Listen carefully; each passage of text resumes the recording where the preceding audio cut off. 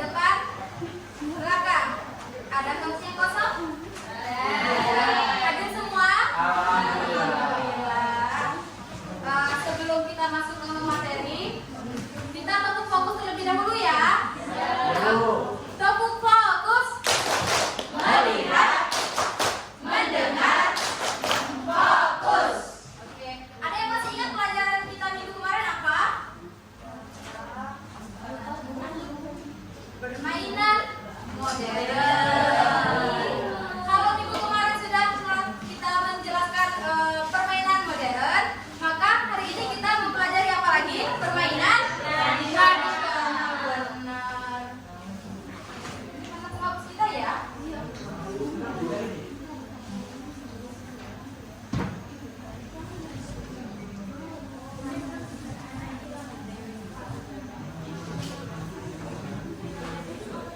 Oh iya anak-anak, permainan modern kemarin apa saja contohnya anak-anak? Permainan modern? Apa? Game. Ya, game online.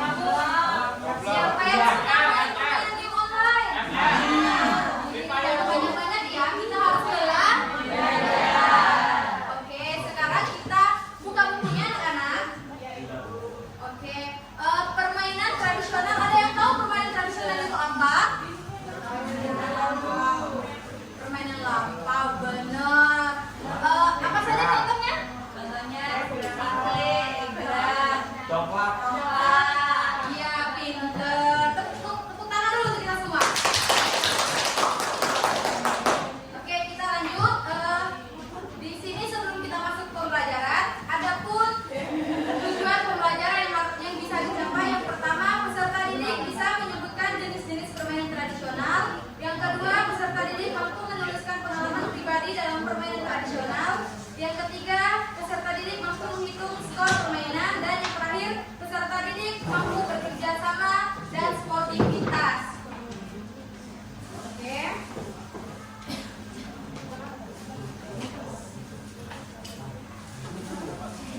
Jadi, permainan tradisional adalah jenis permainan yang diwariskan secara turun-temurun.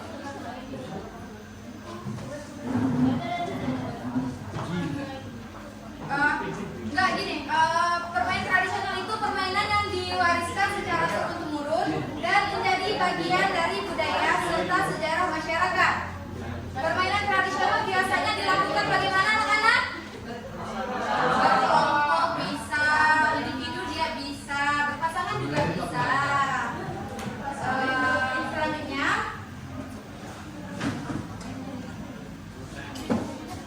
kenapa sih permainan tradisional itu dapat meningkatkan aktivitas fisik?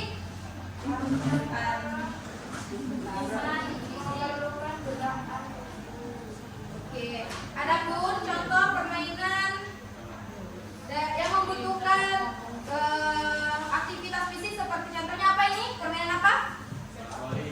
Ini apa? Ya, gobak sodor. Gobak sodor permainan yang dilakukan oleh kedua tim, yaitu tim A dan tim B. Tim A ini posisinya sebagai apa? Penyerang. Dan tim B sebagai penjaga. Kenapa tim B harus menjaga tim A?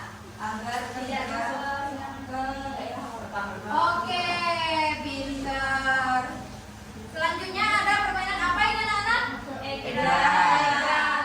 Permainan egrang itu menggunakan alat sepasang bambu yang panjang atau kayu yang digunakan untuk berjalan di atasnya. Yang dimana permainan ini harus membutuhkan apa?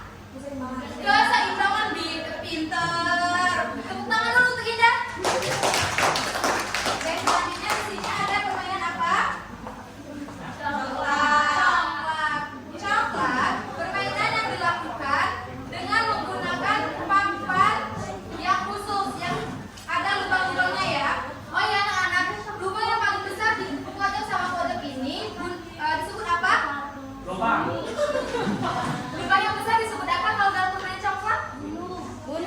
Gunung atau rumah. Kalau gunungnya sudah penuh, siapa yang menang? Jadi yang menang lah yang paling banyak.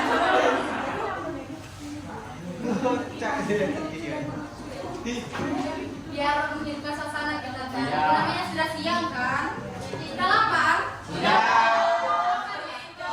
Oh iya, boleh nanti ya. Kita belajar dulu ya.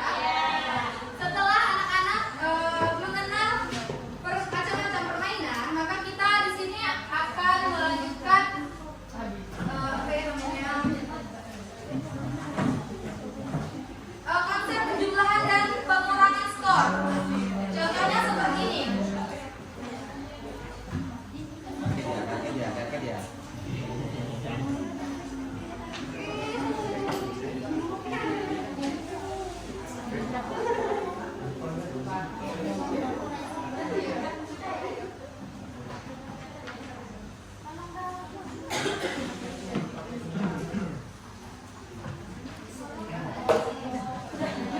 Siapa ini? Boleh dibujuk aku nggak ya? Berarti dia udah selesai. Oh ya, anak. Tadi kan kita sudah praktek permainan gobak sodor ya. Siapa tadi yang menang, tim A atau tim B? Tim A.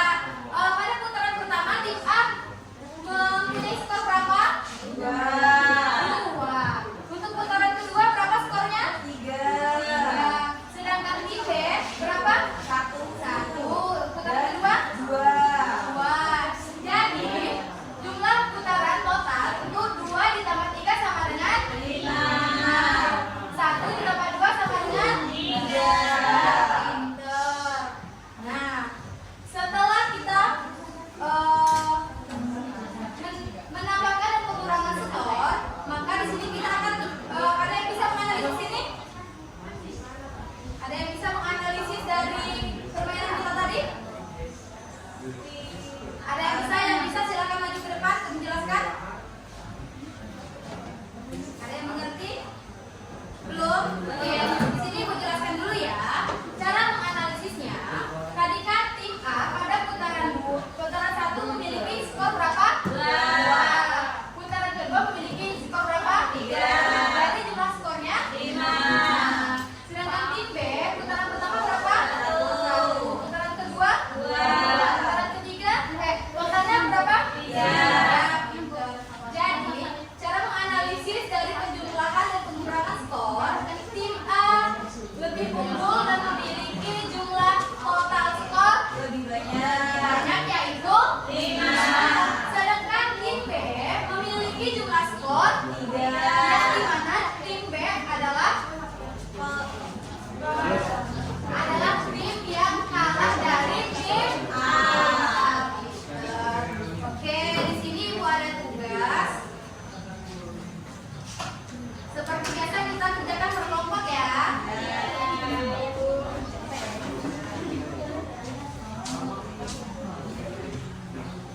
Oke, silakan dikerjakan. Ibu beri waktu 10 menit. Sudah? Sudah. Oke. Ambil ya. Terima kasih ya. Oke, dari kelompok 1, kelompok 2, kelompok 3.